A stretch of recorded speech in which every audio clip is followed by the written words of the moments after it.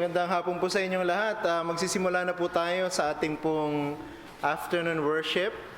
Ngayon pong Lord's Day na ito ng June 20, 2021. Muli ay Happy Lord's Day to everyone nandito sa ating church building at maging sa mga nanonood sa kanilang mga tahanan. Siyempre, Happy Father's Day sa lahat ng mga tatay dito na kasama natin at sa mga nanonood sa kanilang tahanan. Happy Father's Day po sa inyo ulit. No? Binabati natin kayo. Okay, so wala naman tayong ibang mga idadagdag pang announcement. Siguro maliban lang sa isa. Lord willing, sa susunod na first Sunday, so hindi pa naman sa Sunday yan, kundi sa isa pang Sunday after the next. Kung kalooban ng Panginoon na mananatiling maluwag ang ating quarantine, ay magre-resume na po yung ating Lord's Supper. Okay, so medyo matagal tayong tigil sa ating pagdiriwang ng banal na hapunan.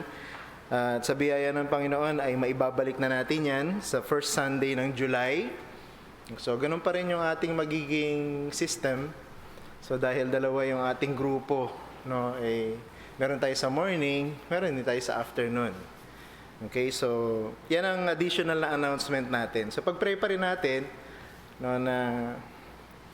ang totoo tayo lang yata ang naiwan sa ang tawag dito, general community quarantine with heightened restriction. Ang NCR medyo maluwag na. Pero pag-pray pa rin natin na sa biyaya ng Panginoon medyo lumuwag-luwag pa sa compared to what we have right now ang ating quarantine status. Okay, so yun lang naman. Okay, magsimula na po tayo sa ating pong gawain ngayon. Magkaroon po tayo ng maikling panahon ng katahimikan sa harapan ng Panginoon. Manalangin tayo. Hilingin natin sa Panginoon na samahan niya tayo sa ating pagsamba at gawin niyang masigla ang ating pagsamba sa hapon. Paano sa umaga, ganun din sa hapon. At mabigyan natin siya ng kaluwalhatian. Magkaroon tayo ng maikling panahon ng pananalangin.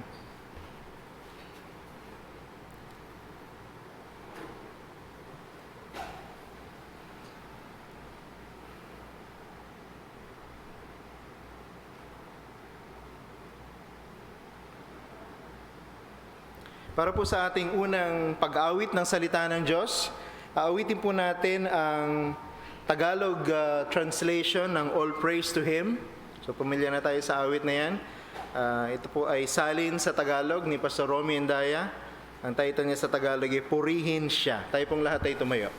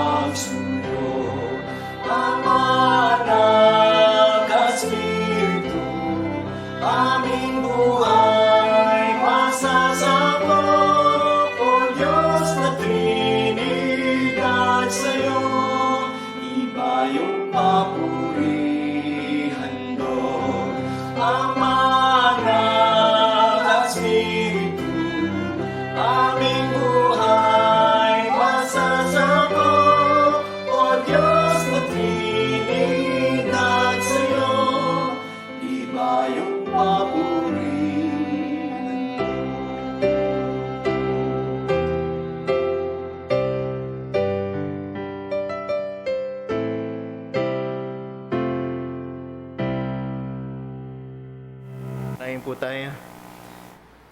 Totoo po, O Diyos, sa aming puso ang mga sinambit ng aming mga bibig. Sa iyo lamang, O Diyos, ang papuri. Ikaw lamang ang aming nais na itanghal tuwing kami ay nagtitipon bilang isang iglesia. Kaya ang aming pagtitipon ay hindi maitutulod sa mga social gatherings or sa mga club meetings. Ang aming pong pagtitipon ay iniutos ng Diyos na buhay. Ito ay habilin sa amin ng aming mahal na Ama.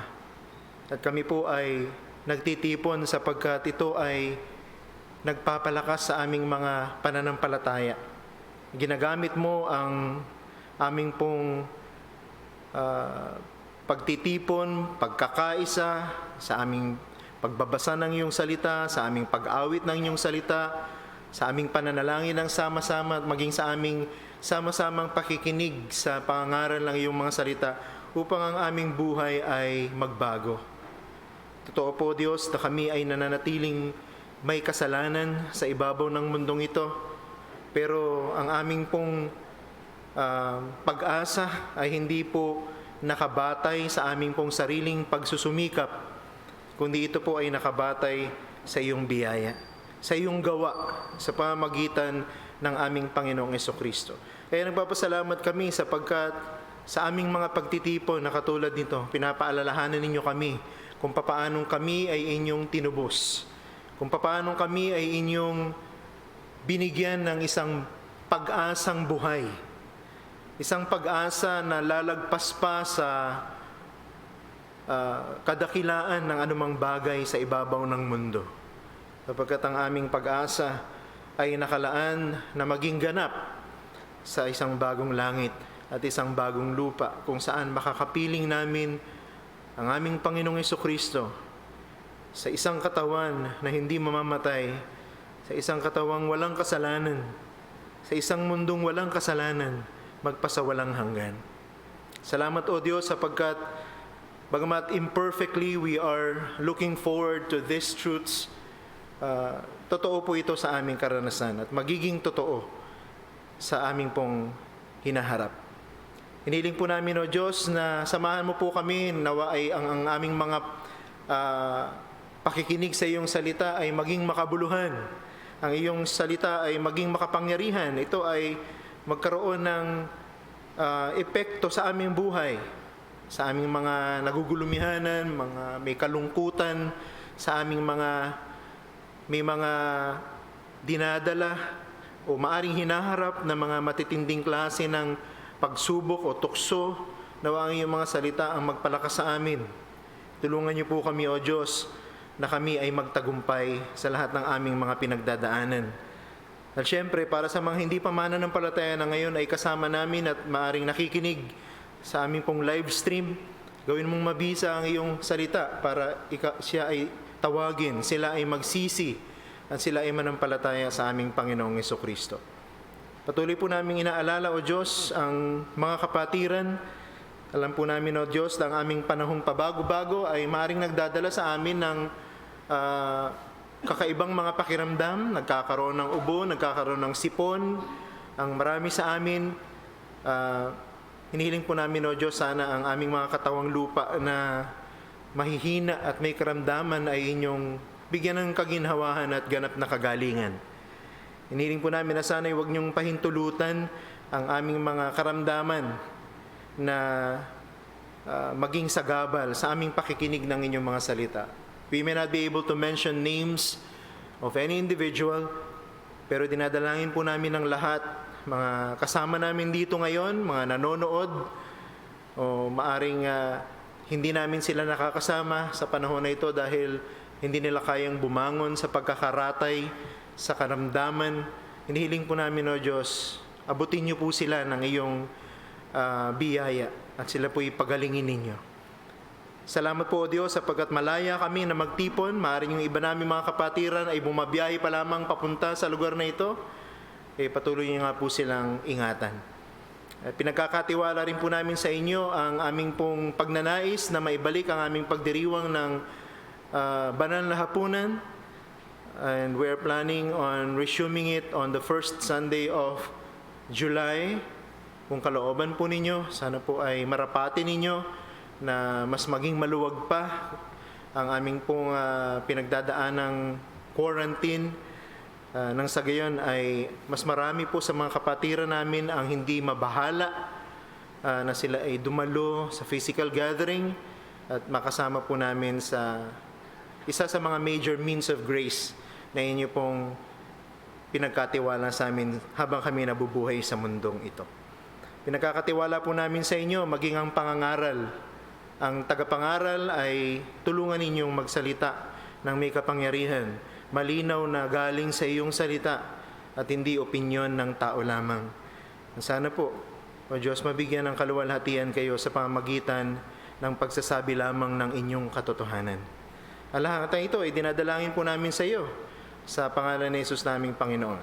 Amen. Tayo po yung mga kaupo na bahagi po ng ating pagsamba sa Panginoon, ng ating pagkakaloob para sa kanyang gawain.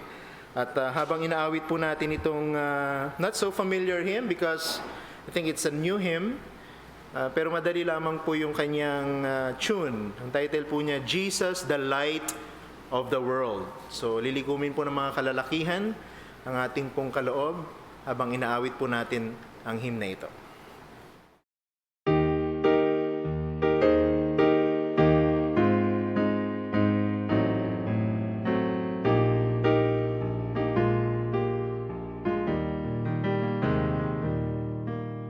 See the bright and morning star, Jesus, the light of the world. He has risen in our hearts, Jesus, the light of the world. Walk in the light, beautiful light. Come where His love and His mercy are bright. Shine all around us by day and by night. Jesus, the light of the world. He's the lamp that lights our way. Jesus, the light of the world. Step by step and day by day. Jesus, the light of the world. Walk in the light, beautiful light. Come where His love and His mercy are bright. Shine all around us by day and by night. Jesus, the light of the world. No more darkness, no more light. Jesus, the light of the world. He will shine forever bright. Jesus, the light of the world. Walk in the light, beautiful light. Come where His love and His mercy are bright. Shine all around us by day and by night. Jesus, the light of the world. Jesus, the light of the world. Okay. Maraming salamat. So katulad ng nabanggit ko last Lord's Day, as I was preparing that sermon about Jesus claiming to be the bread that gives life.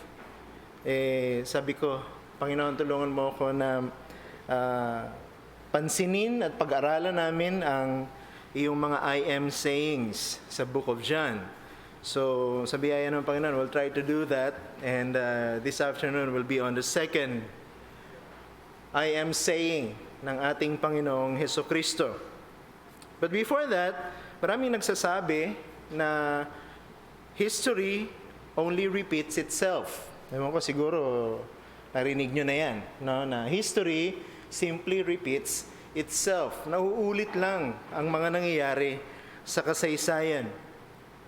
But I take a different position. Naniniwala ako at naniniwala ang sino mang nagbabasa ng Biblia, no? And actually, ang mga Christian should know better when it comes to history, because history is not merely a series of repetitive events. No, hindi pa ulit-ulit lang ang nangyayari sa kasaysayan. History is basically linear.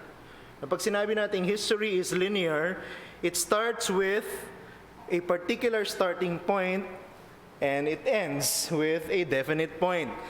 Sa ating nagbabasa ng salita ng Diyos, nakikita natin na ang Diyos ang nagpasimula ng kasaysayan, so history starts with God. And it will end with God. No, nung sinabi ng Diyos, let there be light, that's the start of human history. Okay? And it will end dun sa Revelation when John said, and then I saw the new heavens and the new earth. So that will be the end of history. History, para sa akin, ito yung definition ko ng history. History is a collection of imprints in time that reveals to us who God really is. Ulitin ko yan. Ang kasaysayan ay koleksyon ng mga imprenta sa panahon, sa oras, na nagpapakita sa atin kung sino ang totoong Diyos. So, history ay hindi katulad ng sinasabi ng mga experts, no, sa pag-aaral ng kasaysayan, na ito ay series of events na nagpapakita sa atin kung paano ang tao ay naging dakila sa ibabaw ng mundo.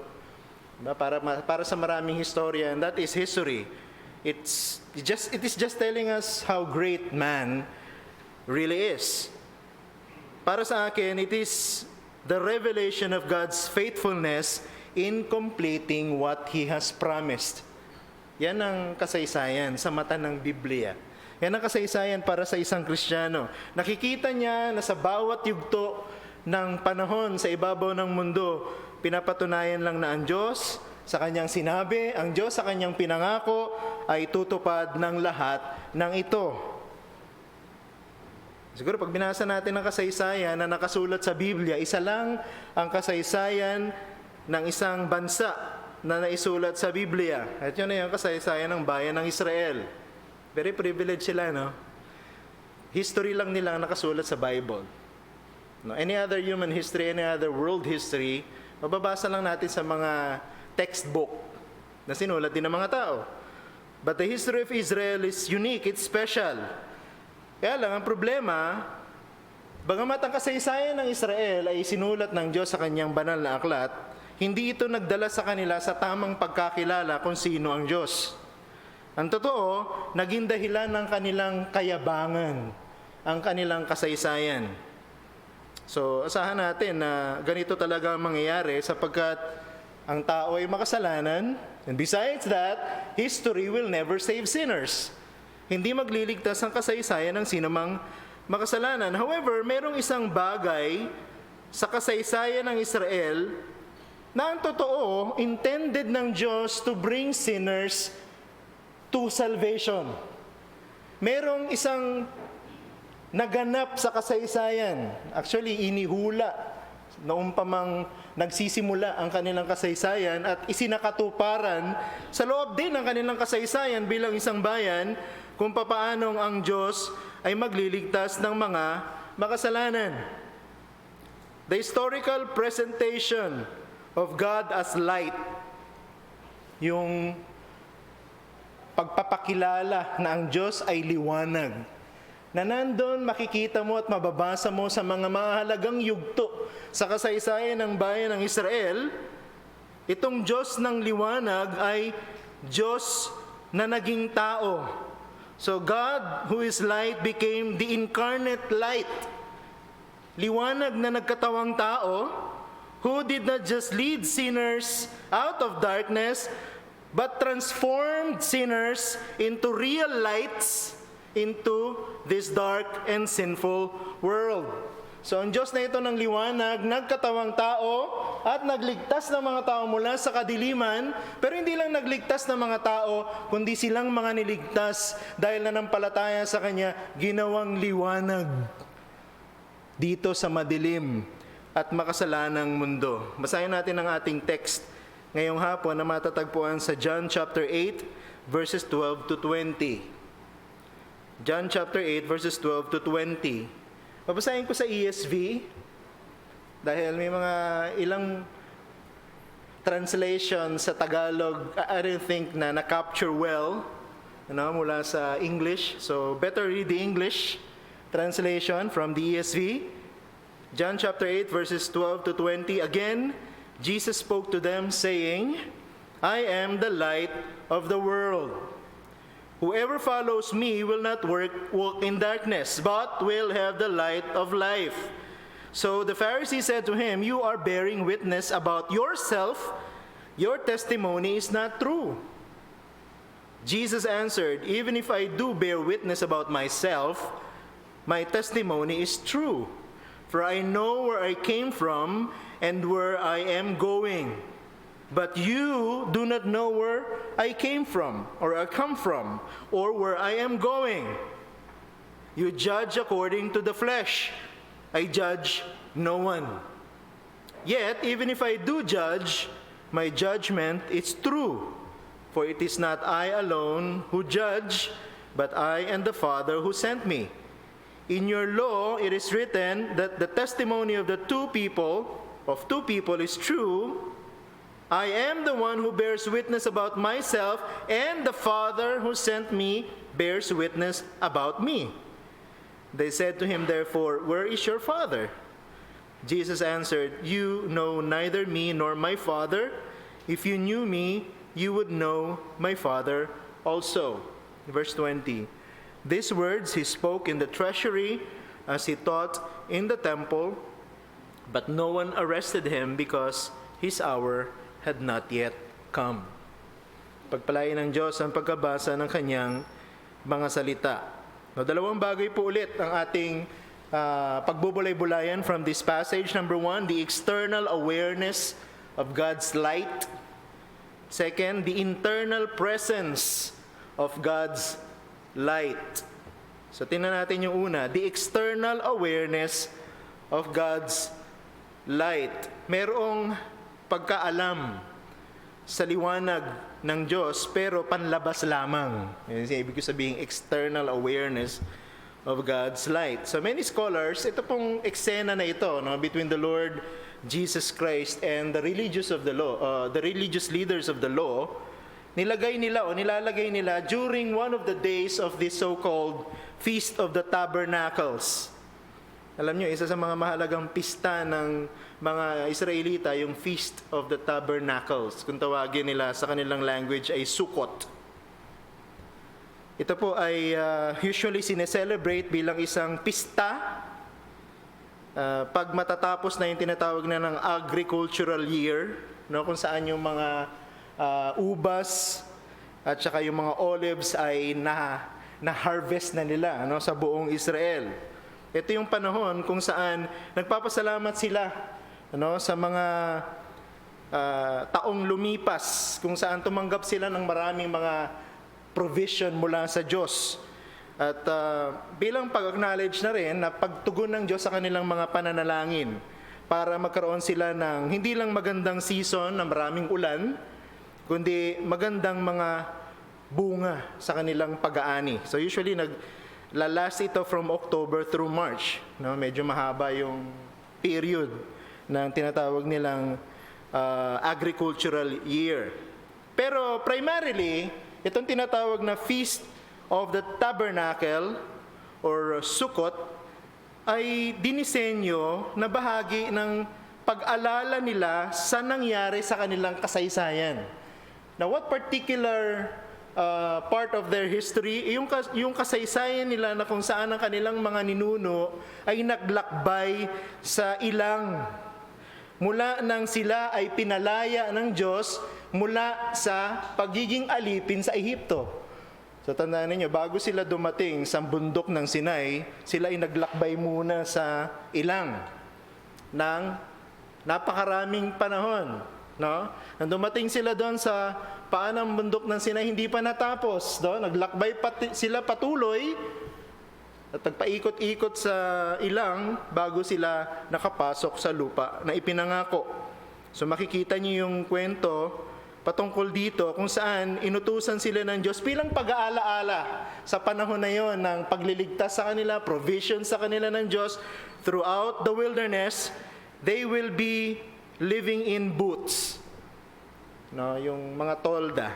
Makikita niyo yung kwento niya sa Leviticus 23:33 to 43. Pero hindi na natin babasahin ngayon. So during the time of the feast, ang bawat Israelita at ang kanyang pamilya ay dapat maggawa ng tolda. Ang tawag nila suka. At doon sila titira sa loob ng isang linggo. So ganun yung pista na yan. Pag dumating yung date na yan sa kanilang calendar, they will be creating booths, mga tolda. At doon sila titira kahit may bahay sila sa loob ng 7 araw. At ang isa sa mga highlights nitong tinatawag na Feast of the Tabernacles ay nangyayari sa gabi. Every night, nung isang linggo na yon, ang mga kalalakihan ay magdadala ng kanilang mga sulo at sila ay aawit ng mga papuri sa Panginoon. So every night yon, kada gabi yon, for 1 week, hawak-hawak ng mga kalalakihan ng kanilang mga sulo na may apoy, at sila yung nagsasayawan, sila yung nagse-celebrate, at inaawit nila, of course, ang laman ng kanilang mga awit ay patungkol sa pagliligtas ng Diyos sa kanilang bayan mula sa pagiging alipin mula doon sa Ehipto. Na-imaginein mo, no? Isa sa mga design nila for doing that is to light up Jerusalem. Dito sa buong linggo na ito, sa paghawak nila ng mga sulo, lahat ng mga lalaki, pagliliwanagin nila ang buong siyudad ng Jerusalem. So, kung malayo ka sa Jerusalem, yung 1 week na yun ng gabi, nagliliwanag ang Jerusalem with torches and with people singing praise to God. And it was during one of those nights kung saan sinabi ng Panginoong Jesucristo, dineclare niya, I am the light of the world. Just imagine the shock. Isa itong engranding pista sa mga Hudyo. So, yung ibang Hudyo ay bumabiyahe pa mula sa iba't ibang mga lugar. Bumabalik sila sa Jerusalem para makisama sa pagdiriwang. And siguro, hindi ko alam kung anong araw. But one of those nights, nagsalita ang Panginoon, maaring tumayo siya at nagsalita siya sa mga tao. Sinabi niya, I am the light of the world.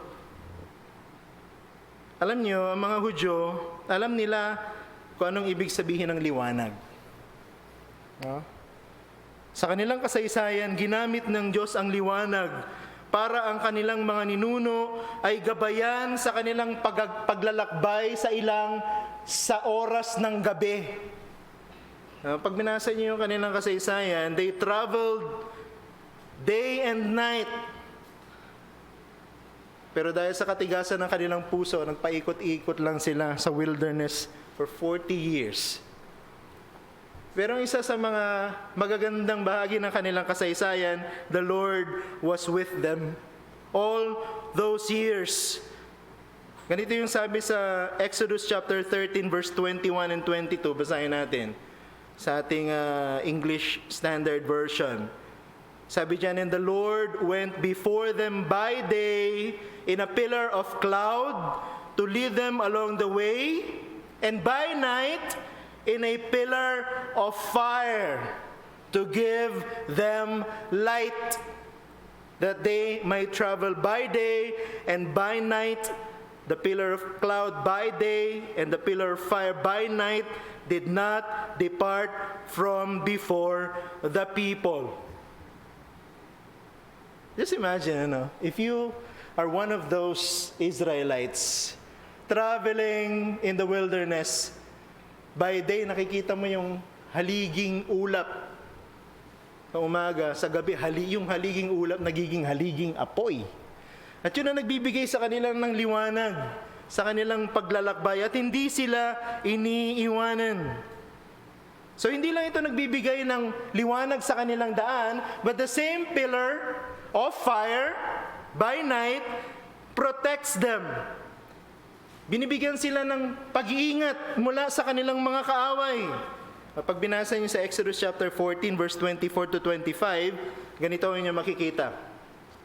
And in the morning, watch, the Lord in the pillar of fire and of cloud looked down on the Egyptian forces and threw the Egyptian forces into a panic, clogging their chariot wheels so that they drove heavily. And the Egyptians said, "Let us flee from before Israel, for the Lord fights for them against the Egyptians." So even itong mga Egyptians na ito, nakita nila nakasama ng mga Israelita ang Diyos. Yung Diyos na nagpalaya sa kanila mula sa Ehipto, yun din Diyos ang sumasama sa kanila, gumagabay sa kanila, at nagbibigay sa kanila ng proteksyon.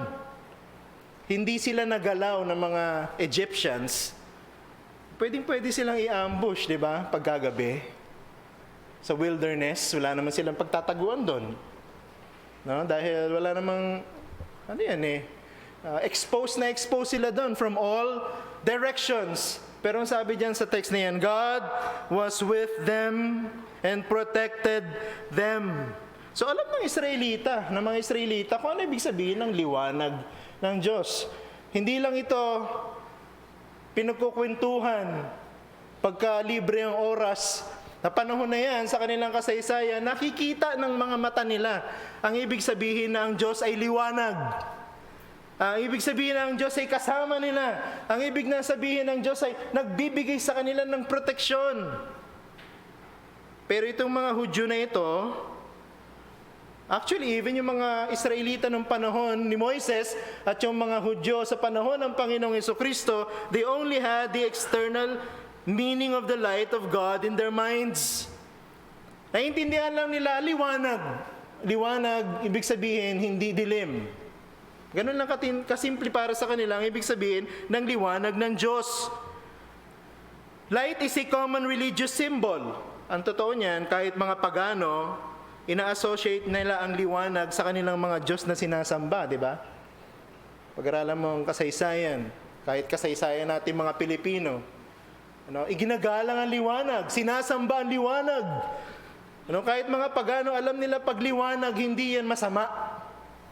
Pag liwanag, yan ay galing sa Diyos na nagpapala, sa Diyos na iniingatan, sa Diyos na dapat igalang at sambahin. Ang liwanag ay hindi galing sa kasamaan. At habang tumatagal ang panahon, ang mga Hudyo natatandaan lang nila ang Diyos bilang liwanag pag dumarating ang pista ng mga tolda or the Feast of the Tabernacles. Yan ang pinakamatindi. Dumating lang sila sa point pagka pinag-uusapan ng Diyos ay liwanag, na-associate lang nila sa kanilang ceremony ng Feast of the Tabernacle. Siguro inaawit nila yan. Siguro yung Psalm 27 verse 1 and 2, ganito nakasulat, "The Lord is my light and my salvation. Whom shall I fear? When evildoers assail me to end up my flesh, my adversaries and foes, it is they who stumble and fall." So diyan makikita mo, maaaring nung sinusulat diyan, binabalikan nila yung kasaysayan ng Israel dun sa wilderness, kung saan pinoproteksyonan sila ng Diyos by the pillar of fire. Sila na mga kaaway, sila yung natatalo. Hindi sila yung natatalo ng kanilang mga kaaway. Why? Because the Lord is their light and their salvation. Inaawit nila yan. They sing the song. Psalm 27 verse 1 and 2. Pag Feast of the Tabernacle, Siguro, pagdating nila sa bahay nila, tinuturo nila yan sa kanilang mga anak. Siguro, isa sa mga paboritong kwento ng kanilang mga anak ay kung papaanong ang Diyos ay lumikha sa pamamagitan ng kanyang pagsasalita. Diba sabi dun sa Genesis chapter 1 verse 3 sa ESV? No, sabi diyan, let there be light, and there was light. Siguro kinukwento ng mga tatay ng mga Hudyo yan sa kanilang mga anak, ay sinabi ng Diyos. Sa pasimula ng panahon, magkaroon ng liwanag. Siguro para sa kanilang personal na buhay, pinag-aaralan nila yan. Sa kanilang pagbubulay-bulay ng kautusan, sinasabi nila, yung sinabi ng salmista sa Psalm 119 verse 105, kung saan nakasulat ang mga salitang ito, your word is a lamp to my feet and a light to my path. Alam nila yan. Alam ng mga Israelita yan. Kabisado nila. Inaawit nila, kinukwento nila, nire-recite nila na ang Diyos ay liwanag. Kaya lang, hanggang dun lang. Nakakalungkot, sapagkat ang mayamang kasaysayan ng Israel, kung saan intensyon ng Diyos na sa kanilang pagdiriwang, aalalahanin nila ang kanyang pag-ibig, kung saan sa pamamagitan ng kanyang makapangyarihang kamay, sila ay kanyang pinalaya. Anong nangyari? Ang kasaysayan kung saan ang Diyos ay liwanag, naging tuyo at mekanikal na celebration na lamang. Pagkatapos ng celebration, pagkatapos ng isang linggo ng Feast of the Tabernacles, nakalimutan na nila na ang Diyos ay liwanag. That God is light. Siguro yung kanilang celebration, extravagant. Imagine, nagliliwanag ang buong Jerusalem. 7 nights straight. And they commemorate this every year. But the significance of God as light ends with the ceremony. Pag natapos yung ceremony, tapos na rin ang kanilang pag-aalaala na Diyos ay liwanag. Minsan parang ganyan din tayo, di ba? Naging bahagi na ng kanilang kultura ang pista kung saan inaalala nila ang Diyos ay liwanag. Minsan parang gano'n na rin tayo. May mga pagkakataon lang naaalala natin ang mga katotohanan patungkol sa Diyos associated with sa mga celebration, sa mga special occasions, events in a year. Nakalimutan nila na ang liwanag ay ang Diyos mismo. Yun ang problema sa mga Israelita. Yun ang problema sa mga Hudyo na kausap ni Jesus. Nakalimutan nila na ang liwanag na kanilang sineselebrate is actually God Himself, si Yahweh. Siya ang tinatawag na pillar of cloud by day and pillar of fire by night. Diba? It was Yahweh. Hindi inutusan ng Diyos ang isa sa kanyang mga anghel na maging pillar of cloud by day and pillar of fire by night. It was Yahweh Himself. It was Him looking down on the Egyptians and preventing them from what? Attacking the Israelites and destroying them in the process. It was Yahweh who descended to the tent of meeting or tabernacle. Na makikita niyo yan sa kasaysayan sa Old Testament. And every now and then, God descends. Bumababa ang Diyos mula sa langit doon sa tolda, doon sa tabernakulo. Tingnan niyo Exodus chapter 33 verse 9. Anong sabi diyan sa ESV? When Moses entered the tent, referring to the tent of meeting, the pillar of cloud would descend and stand at the entrance of the tent, and the Lord would speak with Moses. So anong ibig sabihin? Yung pillar of cloud who descended was God Himself. It was God Himself. Every time that happens, nakikipag-usap si Yahweh kay Moses. Nakita nyo? Itong liwanag na ito is a person. Hindi lang siya parang, di ba? fluffy na white cloud suspended over the air. Hindi lang ganon. It's God. That light in the form of cloud by day and fire by night is God Himself. In fact, God who is light will become a human person. Itong liwanag sa lumang tipanan in the form of pillar of cloud by day and pillar of fire by night, naging tao. Nagkatawang tao. Naalala niyo yung binhi ng babae sa Genesis 3:15? Diba? The Messiah will be born. And that Messiah, even in the Old Testament, was referred to as what? The light to the nations. Tingnan yung sinabi sa pamamagitan ni Prophet Isaiah. Isaiah chapter 49 verse 6. Ang sabi diyan, it is to light a thing that you should be my servant, to light a thing that you should be my servant, to raise up the tribes of Jacob and to bring back the preserved of Israel. I will make you as a light for the nations, that my salvation may reach to the end of the earth. Anong tinutukoy ni Isaiah doon? Will it be another pillar of cloud by day and then pillar of fire by night? But this time, hindi lang Israel ang makakakita at makaka-experience ng benefit, kundi different nations in the world. Yes, in a sense. Pero, it is God who is light na naging tao. The Messiah.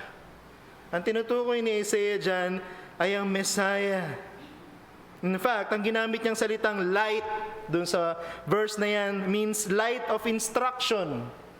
Itong liwanag na ito na magkakatawang tao, itong liwanag na ito na tatawaging Messiah, ng lahat ng makasalanan sa ibabaw ng mundo will give them instruction, will give them direction. He will be their guide.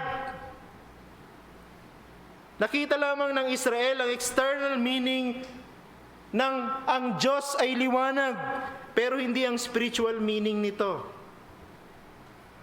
Alala niyo last Lord's Day, di ba? Ganyan din, binabalikan nila yung kasaysayan nila. Alam namin, mga ninuno namin kumain ng tinapay mula sa langit.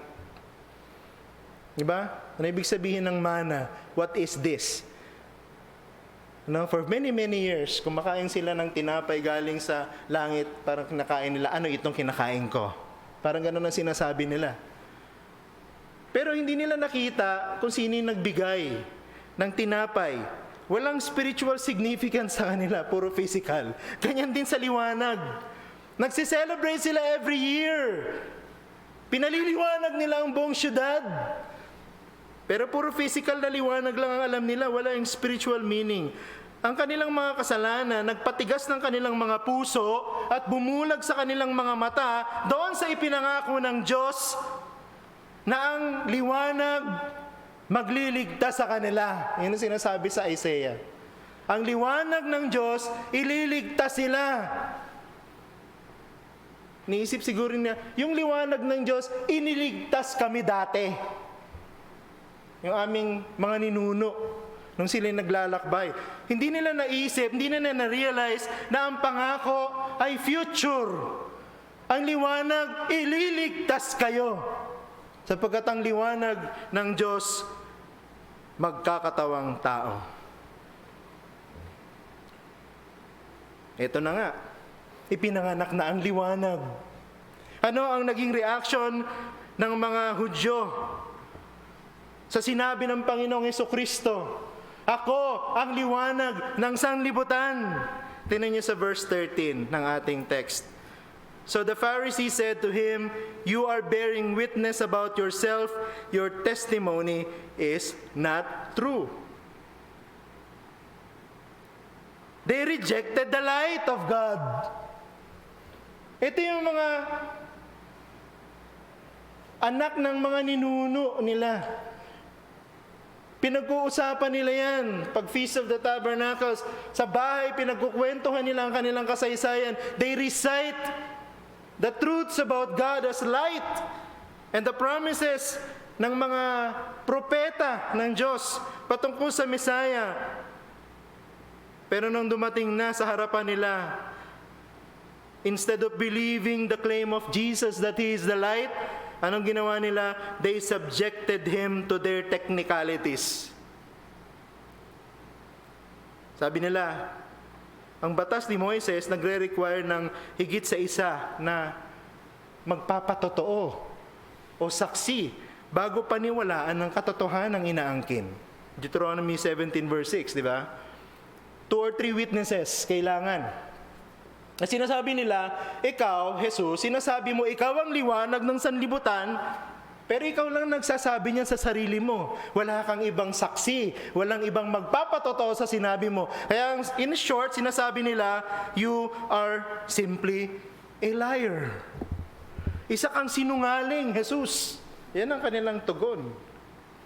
Sa liwanag ng Diyos na nagkatawang tao, eto na sa harapan nila, sinasabing, I am the light of the world. Anong sabi nila? You are just a liar.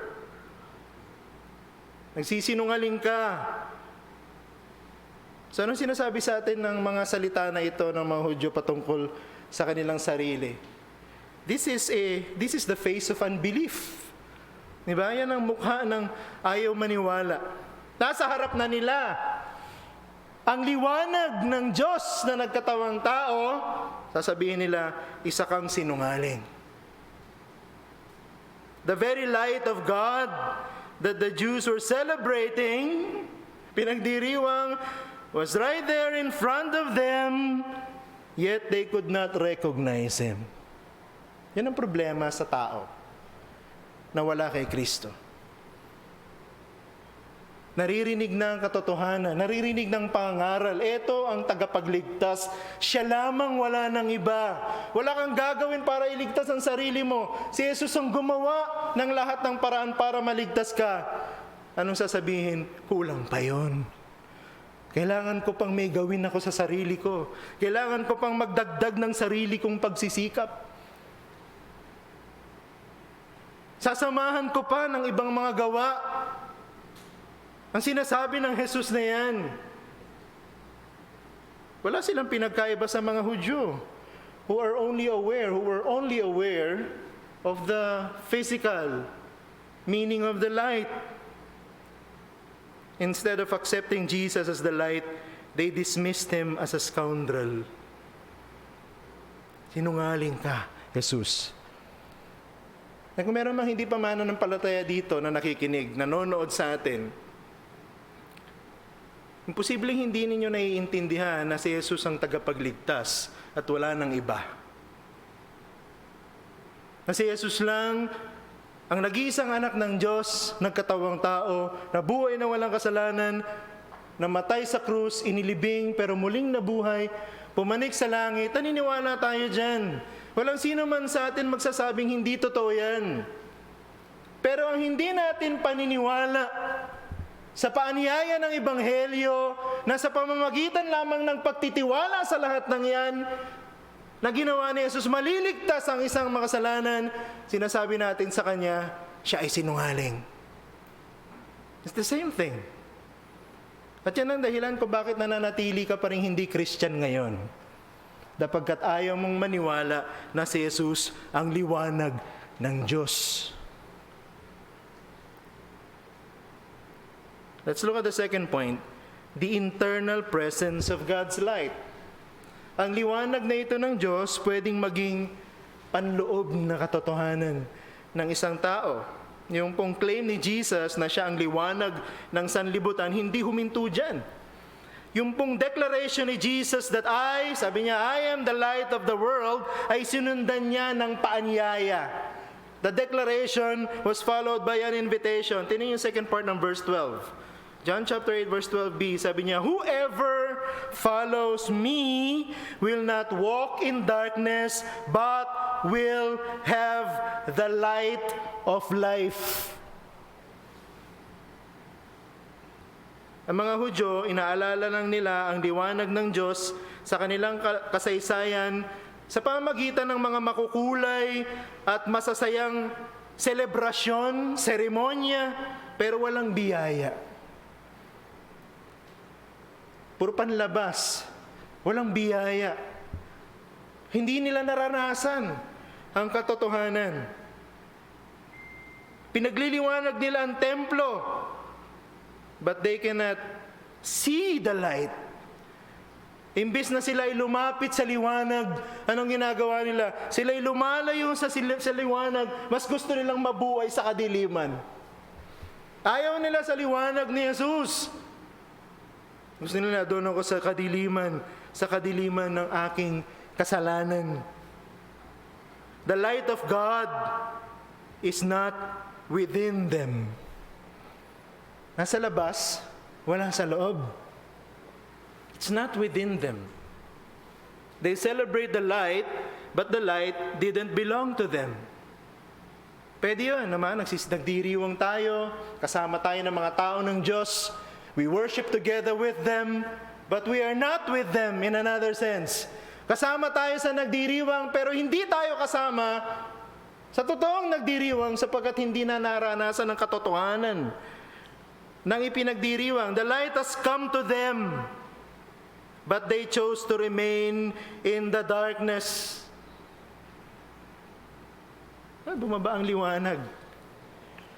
Yung liwanag sa ilang, nagpapalutang-lutang lang, ginagabayan sila. Hindi nila nahipo. Hindi nila nayakap. Paano mo yayakapin yung haliging apoy? Masusunog ka. Pero nung pinanganak ang Mesaya, yung liwanag bumaba. Yumapak sa ibabaw ng lupa. Lumakad kasama ng tao. Nakipag-usap sa mga tao. Nagturo sa mga tao. Namatay para sa mga tao.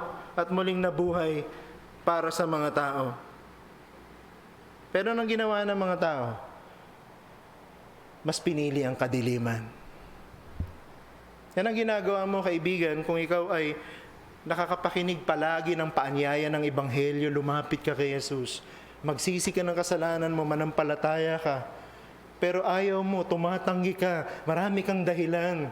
Sinasabi mo, marami pa akong kasalanan. Kailangan ko muna mapagtagumpayan itong kasalanan na ito. Yung kasalanan na yun, kailangan munang mawala sa buhay ko. Siguro pag nawala na lahat ng mga kasalanan na ito, saka ko lalapit kay Jesus. Saka ko lalapit sa liwanag. Pag ganyan ang kaisipan mo, kaibigan, hindi ka lalapit sa liwanag. Patuloy kang lalayo. Dahil hindi mo maaalis yung kasalanan mo. Sabi ng Panginoon, lumapit kayo sa akin. Kung sino ka, kung ano ka. Ililigtas ka niya. So the reaction of the Jews in the time of Jesus demonstrates a reality, or two realities at least. At hindi lang ito reality patungkol sa kanila ng mga Hudyo noon, kundi reality sa mga tao sa panahon natin ngayon. Ano yung dalawang reality? Number one, they reject Jesus because they do not know who He is. Yun yung unang reality. Yan yung nangyari sa mga Hudyo na kausap ni Jesus nung sinabi niya, I am the light of the world.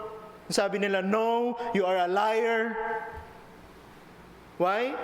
Because they do not know Him. Anong sabi ng Panginoong Jesucristo sa verse 14 ng ating text, John chapter 8, verse 14, even if I do bear witness about myself, my testimony is true, for I know where I came from and where I am going, but you do not know where I come from or where I am going. Sa isang banda sinasabi ni Jesus, eto, nagpapakilala ako sa inyo, pero ang totoo, hindi nyo ako kilala.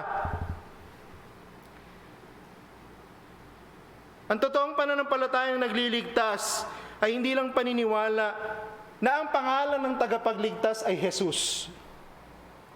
Ulitin ko po yan. Ang pananampalatayang nagliligtas, hindi lang yung naniniwala ka na merong isang tagapagligtas at ang pangalan ng tagapagligtas na yon ay Jesucristo. Hindi yun ang pananampalatayang nagliligtas. Ang pananampalatayang nagliligtas, naniniwala kayo at kinikilala ninyo kung sino talaga siya. Kung sino talaga si Jesus.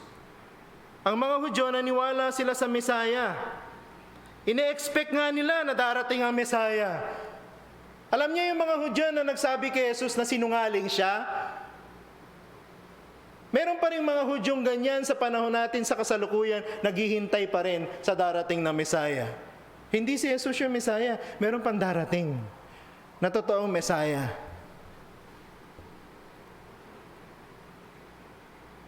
They do not just know their history, but they're also well informed about the prophecies concerning the coming Messiah. Hindi lang yung kasaysayan. Alam nila yung mga hula ng mga propeta. But here's the irony. Everything they know about the Messiah are nothing but book knowledge. Yun lang alam nila. Nakasulat. Kabisado nila. Binasa nila. Tinuturo nila. Nire-recite nila. Inaawit nila. Pinagdiriwang nila. Pero hanggang doon lang. Book knowledge. Nabasa nila, maaring narinig nila sa kanilang mga magulang, o maaring narinig nila sa mga tagapagturo sa sinagoga. Pag pumupunta sila, naririnig nila, pinapaliwanag ang kautusan, pinapaliwanag ang mga hula ng mga propeta. Alam nilang may darating na Mesaya, well-informed, but knowing the facts about the person does not mean knowing the person himself. Di porkit marami tayong alam patungkol sa tao na yung kilala na natin siya. Hindi ganun yun, di ba? Kailangan makilala mo siya talaga in person. You need to have a relationship with him para masabi mong, I know the guy. I know that woman. I know the president. Kailangan may relasyon kayo. Dapat pag tinanong yung president kung sino ka, sasabihin din niya, I know that man. Di ba? Sabi ng Panginoon, ang Holy Spirit ang nagbe-bear witness sa our spirit that we are children of God. Because we have a relationship with Him.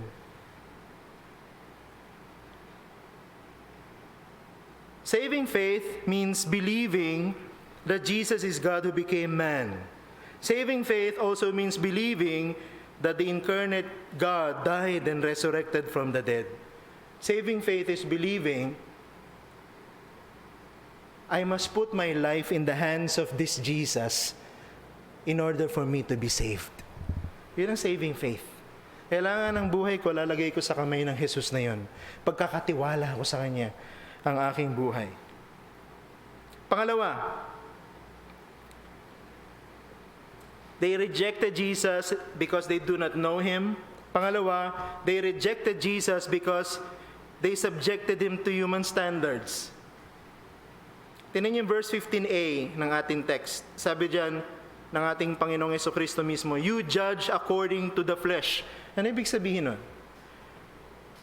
Ano sinabi ng Panginoon na, ano ibig sabihin na sinabi ng Panginoon, you judge according to the flesh? Ang ibig sabihin, you judge with human standards. Pag humahatol kayo sa pamamaraan ng tao, sa pamantayan ng tao. Instead of believing in Jesus, they subjected Him to human standards, to their rules, to their laws. Kita niyo yung absurdity ng unbelief. Imbis na maniwala sila na ito ang Diyos na liwanag na nagkatawang tao, siya yung Diyos na gumabay sa kanilang mga ninuno in the form of the pillar of cloud by day and pillar of fire by night. Now in the flesh before Him or before them, hindi sila niniwala. Why? Dahil hindi pumasak sa kanilang standard. Anong standard ng mga taong wala kay Kristo? Hindi naman light, darkness. Sila na mga nabubuhay sa kadiliman, sila ang humusga sa Diyos ng liwanag. Ganun na nangyari dyan sa eksena na yan eh. Sila na mga wala kay Jesus, sila na mga nasa dilim, sila yung humusga sa Diyos ng liwanag. Hinabi nila dyan sa Diyos ng liwanag, Dahil hindi ka pumasa sa aming pamantayan ng tama at mali, dahil kulang ka sa mga saksi. Yan ang sinasabi ng batas ni Moises, therefore you are a liar. People think, ito yung problema, di ba? May kasabihan na, minsan daw, kaisipan ng tao para siyang langaw. Na nakatungtong siya sa ibabaw ng kalabaw, akala niya mas malaki siya sa kalabaw. Di ba? May kasabihan tayong ganun no? Maraming tao, iniisip nila na dahil naintindihan nila ang science ng mundo, alam na nila lahat. Alam nila na ngayon na hindi naman flat ang mundo, kundi pabilog ang mundo. Alam na nilang lahat. Siguro alam nila na, naintindihan nila na hindi ang araw ang umiikot sa mundo, kundi ang mundo ang umiikot sa araw. Alam na nila ang lahat. Marunong na sila. Siguro ang pinaka best achievement ng mga tao sa panahon na sa modern time na ito, ang tao nakatungtong na sa ibabaw ng buwan. Alam na nilang lahat. The creature thinks that by acquiring many information, acquiring some knowledge about science, he could already understand the Creator. Ganun ang ginawa ng mga Hudyo kay Jesus. Mas marunong pa sila kay Jesus. Mas alam nila kung yun yung tama. Para sa kanila ang tama ay yung pamantayan ng tao.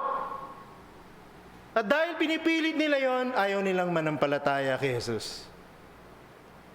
Diba? That's the absurdity of unbelief. Hindi karunungan yun. Ang totoo, yung inaangkin ng taong karunungan, ang ginagawa ng mga Hudyo, akala nila sila mas marunong kay Jesus, hatol ng Diyos sa kanila. Tingnan yung sinasabi sa John, chapter 3, verse 19. And this is the judgment. Take note sinimula ni John, yung John chapter 3, verse 19, with this statement, and this is the judgment. At ito yung hatol, ang sabi ni John. The light has come into the world, and people love the darkness rather than the light because their works were evil. So itong mga tao na ito, nagpipilit si Jesus ay nagsisinungaling, iniisip nila, ini-insist nila, mas alam nila yung tama kumpara sa sinasabi ni Jesus. Hindi sila marunong. Sila yung mga tao sa ilalim ng hatol ng Diyos. Nasa ilalim sila ng hatol ng Diyos. Dahil para sa kanila, mas gusto nilang mabuhay sa dilim kaysa yakapin ng liwanag. Man's increasing knowledge about his physical world has decreased or even eliminated what is inherent in him from creation. Alam niyo, nung nilikha ng Diyos ang tao, bago ang kasalanan, nilagay ng Diyos sa puso ng tao ang desire to know God. Gusto niyang makilala ang Diyos. Ganun ang design.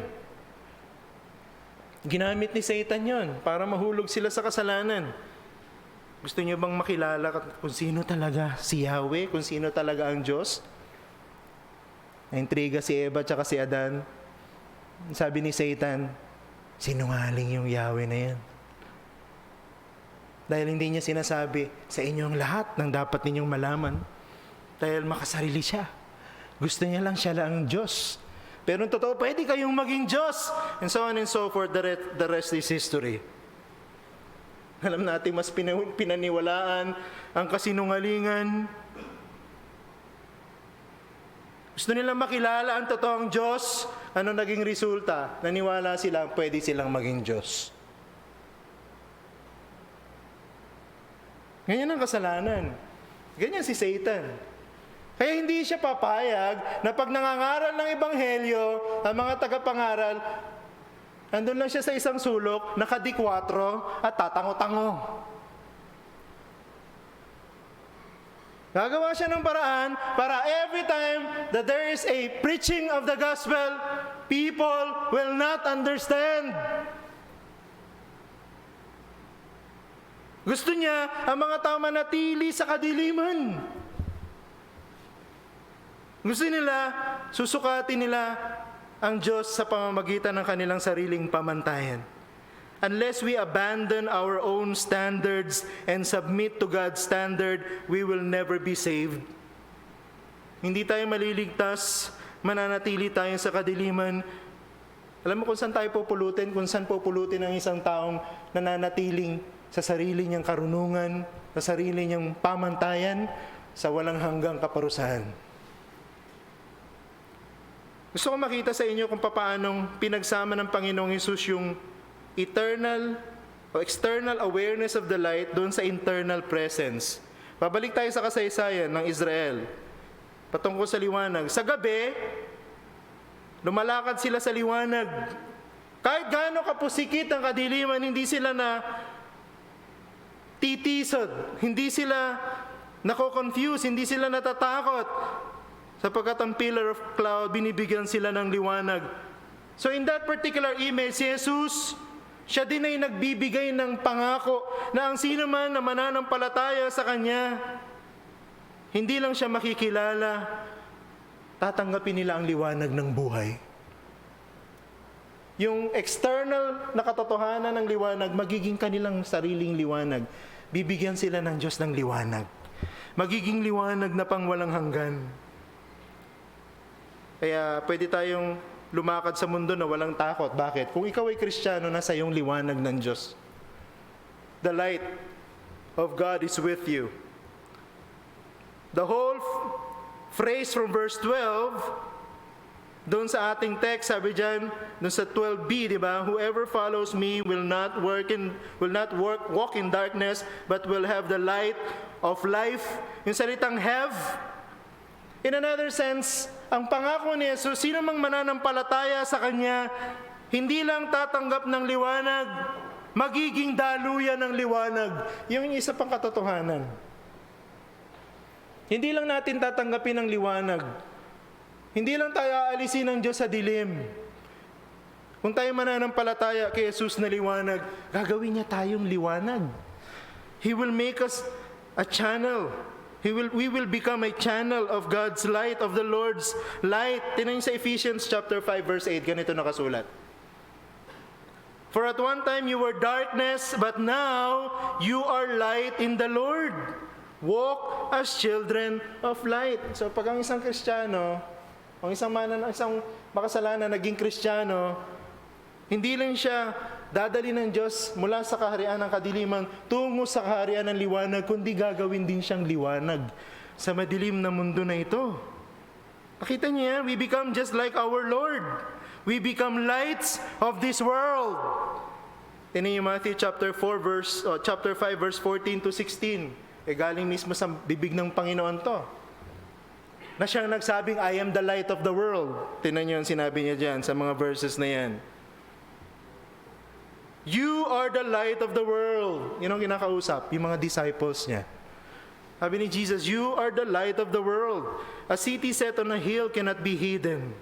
Nor do people light a lamp and put it under a basket, but on a stand, and it gives light to all in the house. In the same way, let your light shine before others, so that they may see your good works and give glory to your Father who is in heaven. Kita mo yan? Hindi ka lang bibigyan ng liwanag. Hindi ka lang dadalin sa liwanag. Gagawin kang liwanag.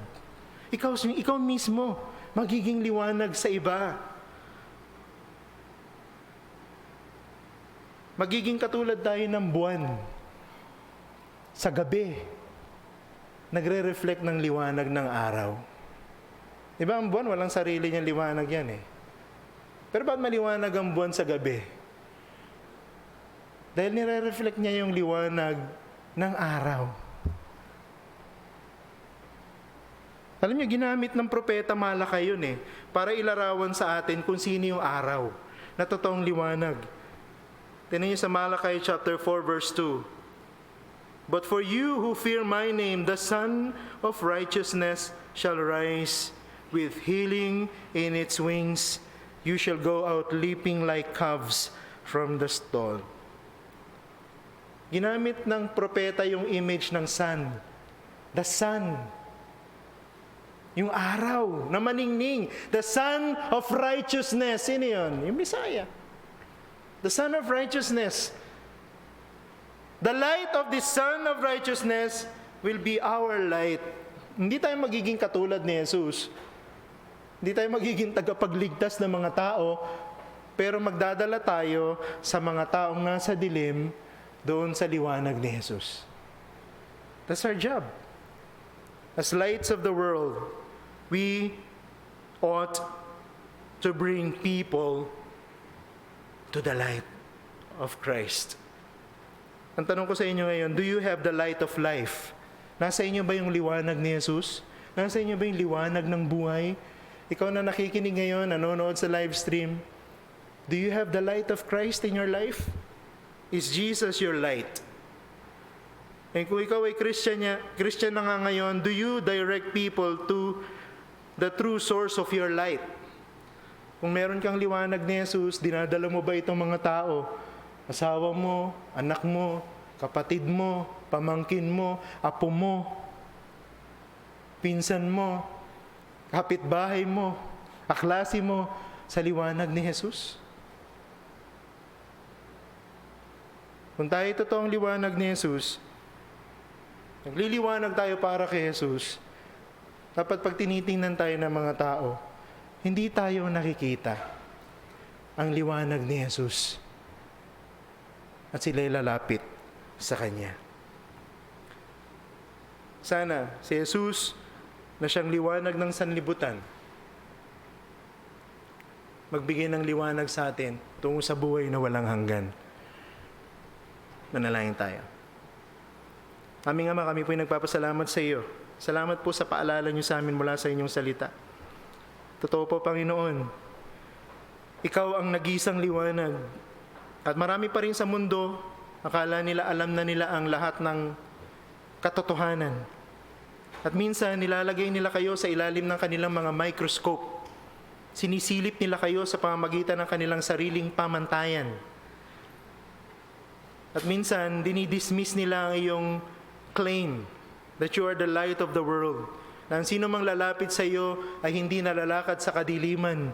Ang sino mang lalakad sa ilalim ng iyong liwanag ay magiging liwanag din sa iba. Minsan ayaw nila yan. Tinatanggihan nila yan, sinasabing nilang ikaw ay sinungaling. Baka meron sa nakikinig sa amin ngayon ng ganitong pag-iisip. Naiintindihan nila ang sinasabi pero dinidismiss nila na hindi nila kailangan. Ayaw nila sa liwanag ni Jesus. Meron silang sariling pamamaraan patungo sa liwanag. Pero sana wag yung pahintulutan na mangyari na sa katapusan ng kanilang mga hakbang, doon sila mahulog sa walang hanggang kapahamakan na akala nila'y liwanag. Iligtas niyo po ang mga hindi pa Christian, Panginoon, na nakikinig ngayon dito at sa live stream. Sana maintindihan nila that you are the true light. Ang liwanag sa lumang tipanan na naging liwanag na nagkatawang tao sa bagong tipanan, ang aming Mesyas, ang aming Panginoon, ang aming tagapagligtas. Lahat ng mga salitang ito, baunin namin. Mga Kristiyano kaming magliliwanag saan mo man kami dalin. Sa anumang parte ng mundo, anumang sphere ng society, help us to become lights that will bring people to the light of Jesus. Lahat tayong tidalangin namin sa iyo, sa pangalan ni Jesus. Amen. Umamit po tayo ng isang bagong hymn, Eternal Light. So hindi ito yung normal na familiar na hymn na inaawit natin. This is a new hymn, madali namang awitin. So tayo pong lahat ay tumayo, awitin natin itong Eternal Light.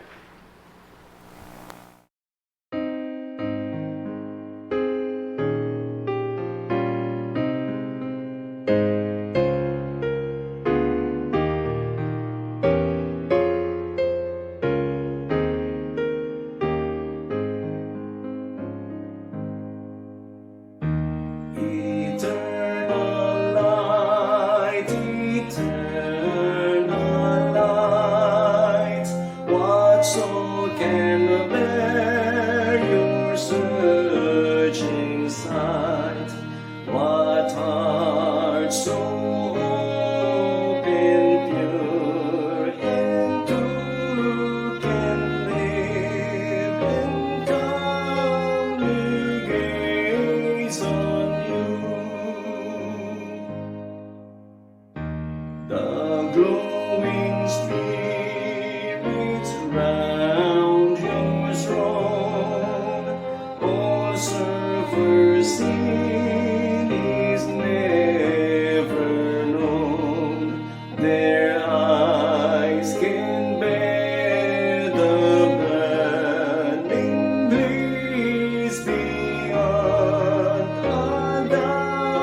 in the world like this.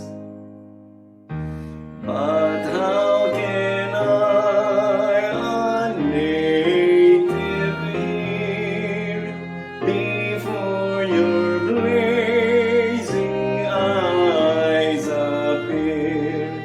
Can I, a creature of the night, endure your uncreated light? Praise God, you come to us in Christ. In Him our darkness all is light. O fire of all consuming grace in Christ, we stand here face to face.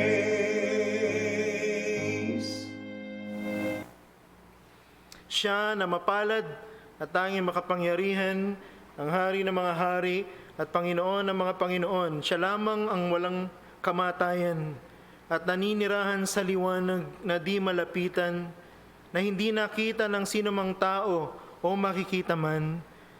Sumakanya nawa ang karangalan at paghaharing walang hanggan. Amen. Tayo po'y sandaling makakaupo. Magkaroon ng maikling panalangin ng pasasalamat sa lahat ng mga pagpapala mula sa salita, kanina pang umaga hanggang ngayong hapon.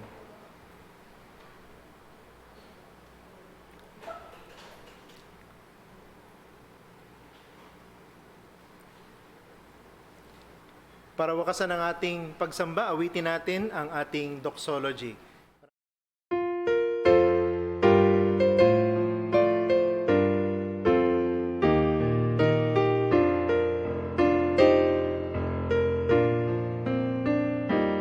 May the peace of God our Heavenly Father and the grace of Christ the risen Son and the fellowship of God the Spirit keep our hearts and minds within His love.